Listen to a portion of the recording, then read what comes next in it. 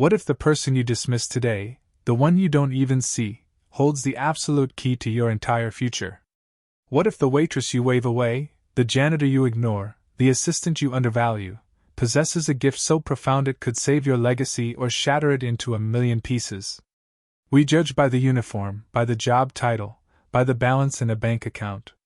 But what if true worth, the kind that can move mountains and close impossible deals, is hidden in the last place you would ever think to look?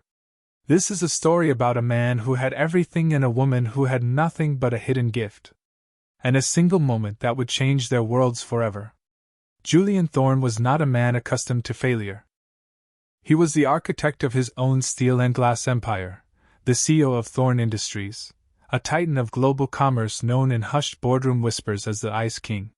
His face, all sharp angles and piercing blue eyes, rarely betrayed emotion. His world was one of calculated risks, ruthless acquisitions, and a relentless pursuit of legacy. Tonight, that legacy was on the line. A $3 billion deal. The culmination of 2 years of exhaustive work. It all came down to this dinner with Mr. Kenji Tanaka, a reclusive and notoriously traditional Japanese tech mogul. Everything had to be perfect. The private dining room at Aurelia, a restaurant so exclusive it felt less like a place to eat and more like a vault for the city's elite, was a study in minimalist perfection. A single, flawless orchid sat at the center of a vast mahogany table. The air was thick with the scent of money and anticipation. Across from Julian sat Marcus Vance, a senior VP with a smile as slick as his perfectly coiffed hair. Marcus was ambition personified, a shark circling the waters of the corporation, waiting for a single drop of blood. "Everything is set, Julian," Marcus said, his voice a confident purr. "The contracts are ready. Our translator is the best in the business. Tanaka-san won't know what hit him." Julian didn't respond. His gaze was fixed on the door, his jaw set like granite.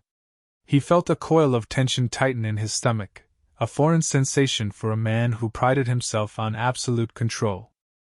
This deal wasn't just about money, it was about securing his father's company for the next generation, proving he was more than just a fortunate son who inherited the crown. It was everything. It was at that precise moment of intense pressure that Alara approached their table. To them, she was just a uniform. A simple black dress, a crisp white apron. Part of the scenery. Her face was pale with exhaustion, dark circles smudged beneath her large, intelligent eyes. Every night after her shift, she went home to a tiny, second-floor apartment where the scent of medicinal rubbing alcohol clung to the faded floral wallpaper. She went home to her mother, whose illness had devoured their savings and shackled Alara to this life of endless shifts and aching feet. Her worn-out, non-slip shoes made a barely audible sound on the polished floor. She moved with a quiet efficiency, her mind a million miles away, calculating pharmacy bills and her mother's next doctor's appointment. As she reached to refill Julian's water glass, her hand, trembling from a double shift, faltered for a fraction of a second. A few drops of ice-cold water splashed onto the pristine tablecloth, perilously close to a stack of preliminary documents. It was nothing. A minor imperfection in a perfect room. But to Marcus Vance, it was an opportunity. "Watch it!" he snapped, his voice sharp and loud, designed to be heard. He looked at Alara with theatrical disgust. "Can't even pour a glass of water straight. I suppose that's why you're a waitress." The cruelty was casual, effortless. It was the kind of verbal jab designed to reinforce his own importance by diminishing someone else's. Alara froze, her face flushing with humiliation. "I'm so sorry, sir," she whispered, her voice barely audible as she quickly dabbed at the spill with a napkin. Julian, jolted from his thoughts, glanced at the minor disturbance. He didn't see the shame in her eyes or the tremor in her hand. He saw only an interruption. An annoyance. A loose thread in the perfect tapestry of his evening. "Just clean it up," he said, his tone cold and dismissive, his eyes already turning back toward the door. "And be more careful." He didn't look at her. He didn't acknowledge her apology. To the Ice King, she was less than a ghost, she was an inconvenience.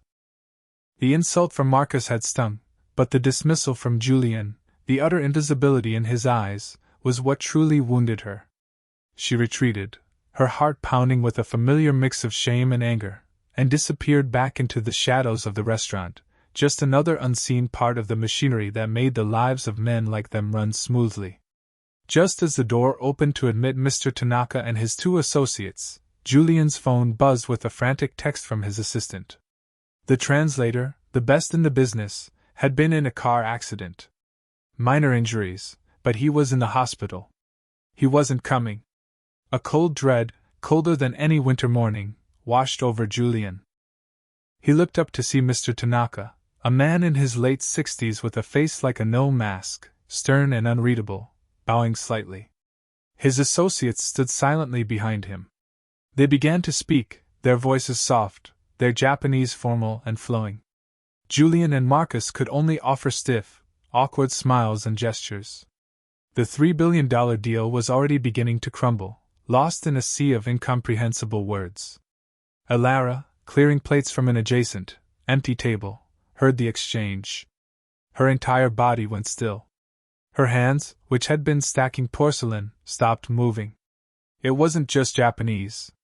It was a specific, highly formal Kigo dialect from the Kansai region, layered with honorifics and subtle linguistic codes that were more poetry than conversation. It was the language of her grandmother. A language she had been taught not in a classroom, but on a worn-out tatami mat in a tiny apartment filled with the scent of green tea and old books. Her grandmother, a professor of classical literature before she'd immigrated, had poured her heritage into Alara, teaching her the intricate dance of a language that valued subtext and respect above all else. Alara stood there, a ghost in a white apron, listening to the disastrously stilted attempts by Julian's team to communicate using a translation app on their phone. The app was a blunt instrument, butchering the delicate nuances. A phrase meant to convey deep respect came out as a flat, almost rude demand. She saw Mr. Tanaka's eyebrow twitch in irritation. She saw the polite, paper-thin smile on his face tighten. He was being insulted, and they didn't even know it. She saw the look on Julian Thorne's face. The Ice King was melting. The mask of control had slipped, revealing a raw, desperate panic. He was watching his legacy evaporate before his very eyes. Alara's heart hammered against her ribs. Every instinct screamed at her to stay invisible. To finish her shift, go home to her mother, and forget the problems of a man who wouldn't give her a second glance. It wasn't her problem. She was just a waitress. But then she looked at Julian Thorne again, and for a fleeting second, she didn't see a billionaire CEO. She saw a man terrified of failing, a son trying to honor a father, a person just as trapped by his circumstances as she was by hers. And she heard her grandmother's voice in her head, a gentle but firm whisper. True strength is not in hiding your light, but in knowing when the world needs you to shine. She took a deep breath, placed her tray of dirty dishes on a stand, and straightened her apron. She made a choice.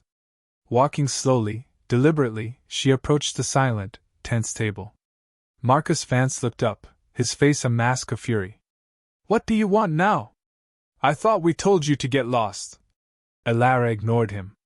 Her focus was entirely on Mr. Tanaka. She stopped a respectful distance from the table, lowered her head, and performed a perfect, deep bow, the kind reserved for showing the utmost deference. Then, in flawless, poetic Kansai-ben, she spoke. Tanaka-sama, she began, her voice clear and steady. Forgive this humble interruption. The clumsiness of our technology has failed to convey the depth of our honor in welcoming you here tonight. The silence that followed was absolute. It was as if the air itself had been sucked out of the room. Marcus's jaw hung open. Julian Thorne stared, his blue eyes wide with disbelief. Mr. Tanaka, the unreadable, stoic mogul, slowly lifted his head. The stern lines of his face softened, replaced by an expression of pure, unadulterated astonishment. A slow smile spread across his lips, transforming his entire demeanor. He replied to her in the same complex dialect, a question laced with curiosity and surprise. Alara answered without hesitation, her response both respectful and eloquent. A real conversation had begun. A bridge had been built over the chasm of misunderstanding, not by a high-powered executive or a paid professional, but by a waitress with worn-out shoes. Marcus finally found his voice, sputtering with rage. "What is the meaning of this? This is a private meeting. Security, get her out of here!" But Julian Thorne raised a hand, silencing Marcus with a look so cold it could have frozen fire. He was looking at Alara, truly looking at her for the first time. He saw the quiet intelligence in her eyes, the unshakable dignity in her posture. He saw the key. In that moment, the Ice King did the one thing that had made him a legend. He made a decision based on pure, audacious instinct. He turned to Alara, his voice devoid of its earlier coldness, now filled with a strange, urgent gravity. "Stay," he commanded softly. Then, he looked at Mr. Tanaka and then back to her. "You are my new translator." He didn't ask. He stated it as fact. Seeing the hesitation in her eyes, the conflict between duty and disbelief, he made an offer that was as insane as it was brilliant. $100,000, he said, his voice ringing with authority in the silent room. "For this dinner. To be my voice." The sum was ludicrous, life-changing. It was more than she made in 2 years of back-breaking work. It was her mother's future. It was a way out. Alara looked from Julian's intense, searching gaze to Mr. Tanaka's expectant, smiling face. She gave a slight, graceful nod. "I would be honored," she replied, her voice steady, betraying none of the seismic shockwaves coursing through her. The test had begun. The dinner that followed was a master class in diplomacy, conducted not by a CEO, but by a waitress. Alara did not merely translate words, she became a conduit for culture. When Julian spoke of market share and quarterly growth, she translated it into the language of honor, mutual prosperity, and long-term partnership, using metaphors Mr. Tanaka would understand and respect. When Mr. Tanaka spoke of the philosophy of Kaizen, the principle of continuous improvement, she didn't just give Julian the literal definition. She conveyed the deep spiritual and corporate significance behind it, explaining how it was woven into the very fabric of his company's soul.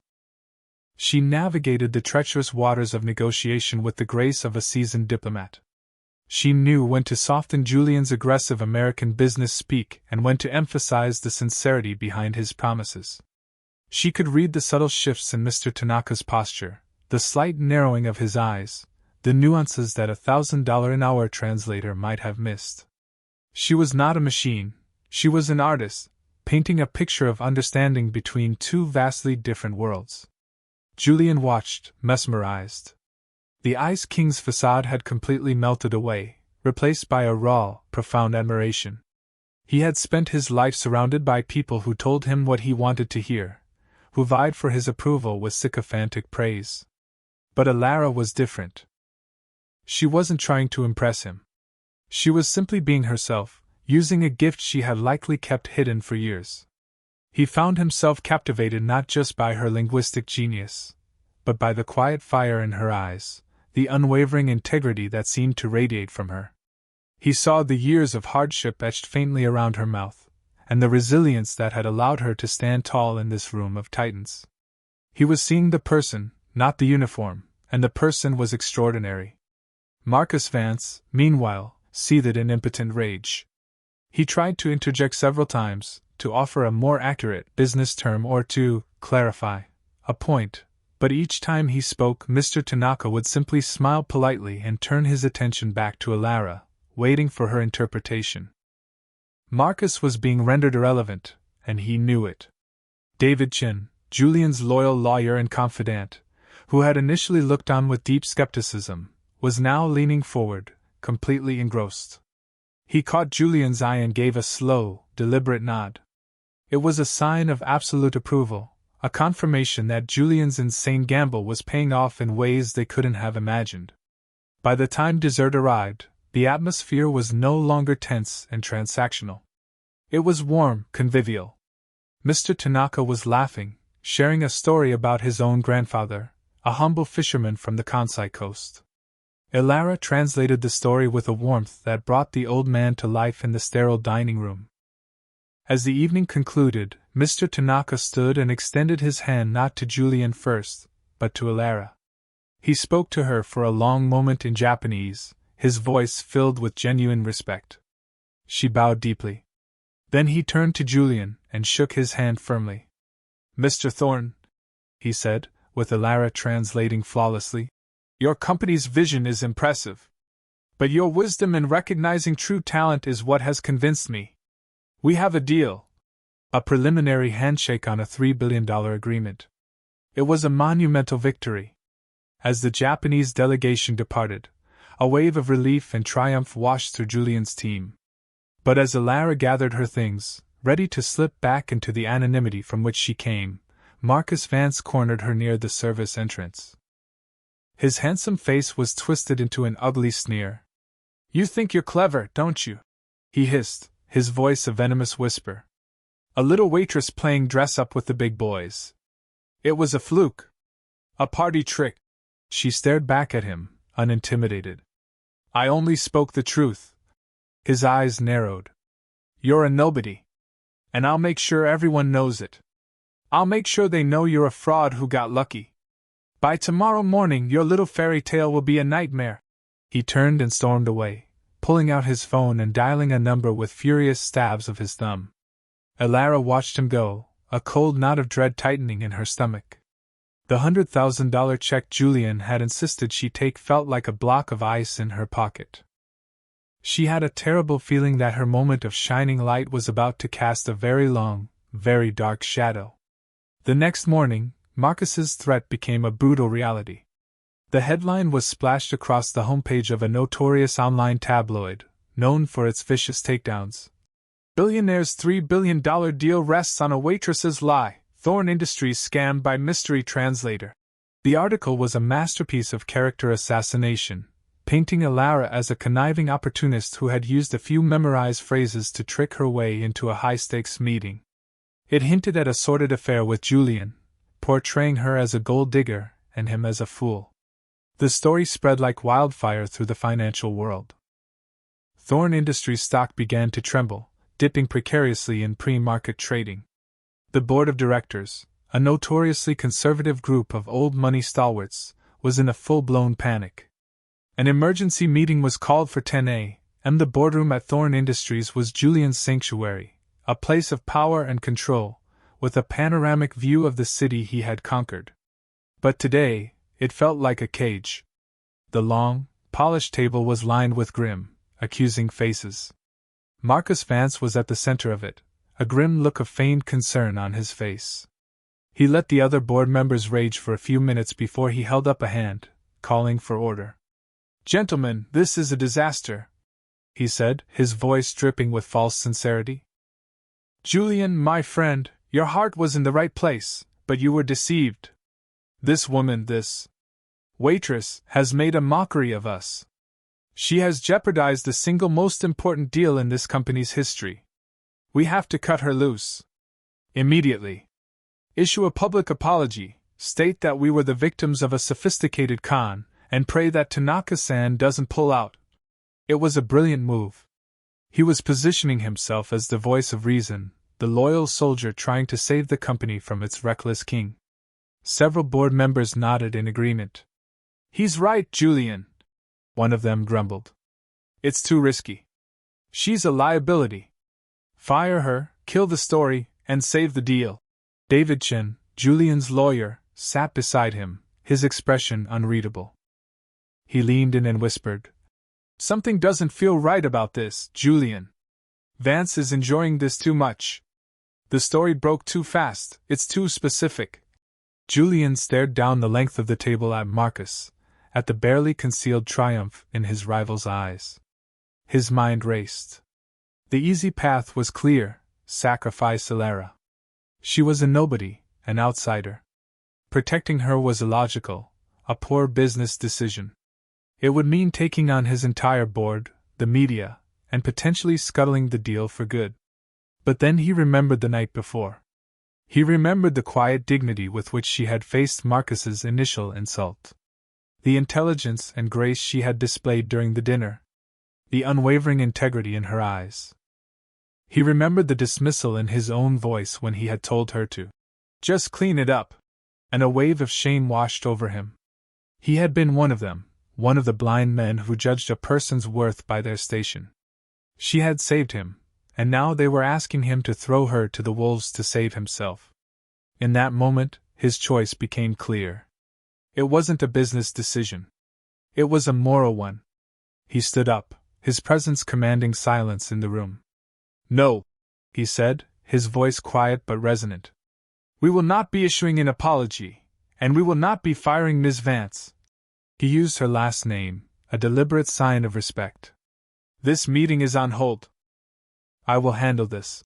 He turned and walked out of the room, leaving behind a stunned and furious board, and a single, almost imperceptible flicker of panic in Marcus Vance's eyes. The Ice King was going to war. Julian retreated to his office, the city skyline stretching out before him like a kingdom in revolt. He didn't waste a second. His first call was to the top private investigator in the city, a man who operated in the shadows and found secrets that were buried under layers of concrete and lies. "I need everything you can find on a woman named Ilara Vance," Julian instructed, his voice clipped and urgent. "And everything you have on my senior VP, Marcus Vance. I want to know who he talks to, who he pays, everything. I need it yesterday." His second call was to David Chin. "Stall the board. And get me Ilara's home address from the restaurant's employment records." Discreetly, while the investigator began his work, Julian drove himself, foregoing his usual chauffeur. He found her address in a rundown part of the city he hadn't set foot in for years. The building's hallway smelled of dust and boiled cabbage. He knocked on the door of apartment 2B. When Ilara opened it, he saw she had been crying. Her small apartment was neat but threadbare, and a single, half-packed suitcase sat on the floor by the door. She was running. She looked at him, her expression a mixture of shock and devastation. "Mr. Thorne," she whispered, "you shouldn't be here. The things they're saying. I am so sorry. I'm leaving. I'll disappear, I promise. I never wanted to cause you this kind of trouble." Her selflessness, her immediate instinct to protect him even after he had so carelessly dismissed her, struck Julian with the force of a physical blow. This was the woman they were calling a con artist? This was the gold digger. He saw then, with blinding clarity, that her integrity was more real and more valuable than every asset on his company's balance sheet. "You're not the trouble, Ilara," he said, his voice softer than he intended. "You're the solution. And you're not going anywhere." He took a step into her small living room, closing the distance between them. "The article is a lie. I know it, and I'm going to prove it. But I need you to do one thing for me." She looked up at him, her large, weary eyes searching his. "What?" "I need you to trust me." In that small, humble apartment, surrounded by the evidence of her difficult life, the professional relationship between the billionaire and the waitress shattered and reformed into something new. An alliance. A partnership. And the quiet, unmistakable spark of something more. He was no longer just her employer, he was her champion. The next morning, Julian reconvened the board meeting. The tension was thicker than ever. Marcus Vance sat at the table, a smug, confident look on his face. He believed Julian had come to his senses, ready to capitulate. Then, the boardroom doors opened, and Ilara walked in. She wasn't wearing her waitress uniform. At Julian's request, she was wearing a simple but exquisitely tailored navy blue dress. She looked elegant, powerful, and utterly terrified. But she held her head high, her gaze fixed on Julian, who gave her a subtle, reassuring nod. The board members stared, murmuring in disapproval. "What is the meaning of this, Julian?" one of them demanded. "Bringing her here?" Before Julian could answer, a large screen at the end of the room flickered to life. It was a live video call. Mr. Kenji Tanaka's serene face appeared, his associates beside him. He had agreed to Julian's audacious request to observe the meeting. The stakes were now astronomical. Marcus's smug look faltered, replaced by a flicker of confusion. Julian stood at the head of the table, Alara by his side. "Gentlemen," he began, his voice calm and controlled. "Yesterday, we were faced with a crisis based on a malicious story. A story designed to destroy a good person's reputation and to sabotage a vital partnership." He gestured to Alara. "This is Ms. Alara Vance. And the story is a lie." He then turned to the screen. "Mr. Tanaka, thank you for joining us. I believe transparency is the cornerstone of any strong partnership." Then, with a click of a button on his remote, the screen changed. The first image that appeared was a bank statement. A transfer of $50,000 from an offshore account to the personal account of a well-known tabloid journalist. The next image was a series of encrypted emails, now decrypted. They were between Marcus Vance and that same journalist. The text was damning. "Target is the waitress," one email read. "Make her look like a tramp. Make Thorne look like a fool. I want the deal dead." Another detailed the exact narrative to push. A third confirmed the payment. The investigator had delivered a kill shot. A collective gasp went through the room. Every eye turned to Marcus, whose face had drained of all color. He looked like a man who had just watched his own ghost walk through the wall.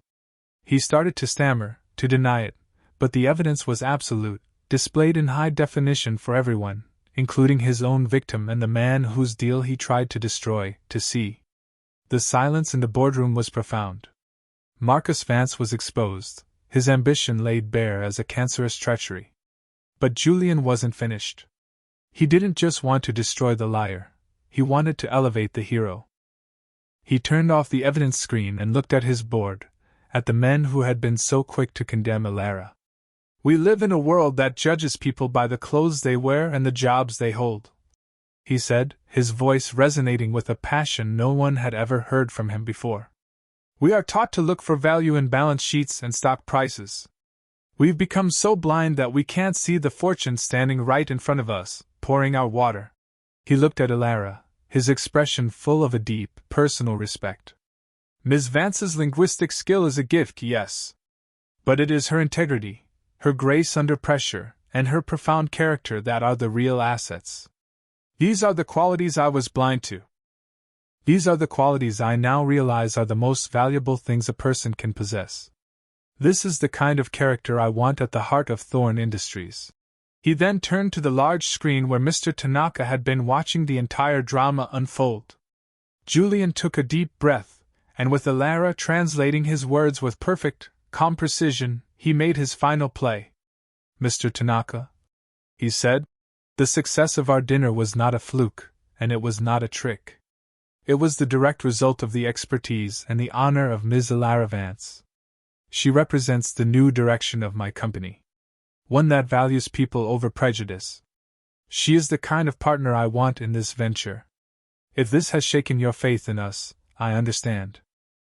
But I stand by her, and I stand by my decision." For a long moment, Mr. Tanaka was silent, his expression thoughtful. The entire $3 billion deal hung in the balance, resting not on contracts or numbers, but on a question of character. Finally, a broad, genuine smile spread across his face. He spoke in Japanese, his voice warm and decisive, and Alara's translation filled the silent room. "Mr. Thorne," she relayed, a slight tremor of emotion in her own voice, "I have always believed that one does not invest in companies. One invests in people. I have seen more character and integrity in this room today than I have in a decade of negotiations. Your judgment in people, though perhaps recently sharpened, is impeccable. I was already inclined to sign our agreement. Now I am certain. The deal is yours." A wave of stunned applause and relieved laughter broke the tension. The board members, humbled and impressed, were on their feet, clapping not just for the deal, but for Julian, and for the quiet, dignified woman standing beside him. Marcus Vance didn't wait to be fired. He stood up, his face a mask of utter ruin, and walked silently toward the door. 2 security guards met him there, waiting to escort him from the building and from the life he had so carefully built. It was over. Julian looked at Alara, And in that moment, the noise of the clapping, the congratulations, the billions of dollars, all of it faded away. There was only the look that passed between them, a look of gratitude, of profound admiration, and of a shared victory that went far beyond the boardroom. "You saved more than a deal today, Ilara," he said, his voice for her ears only. She looked back at him, a small, brilliant smile finally reaching her eyes. "So did you, Mr. Thorne." 6 months later, the world of Thorne Industries was a different place. The story of the waitress who saved the $3 billion deal and exposed a corrupt executive had become a corporate legend, a modern fairy tale whispered in offices all over the city.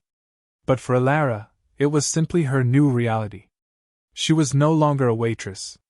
Julian, true to his word, had recognized her true value.